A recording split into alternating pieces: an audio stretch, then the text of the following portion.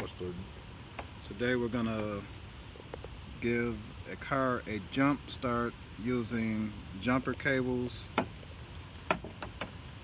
and another car. So this is the positive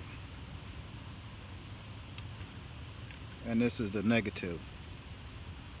I'm gonna put my red positive cord onto the red positive terminal of the battery and the negative black to the negative black on the terminal of the car. And then we'll go to the other car and repeat the same process. Put the positive onto the positive and the negative to the negative.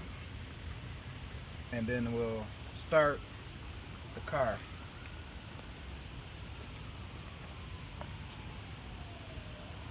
We're going to start the car so that it gives a boost to the battery of the car that has the dead battery.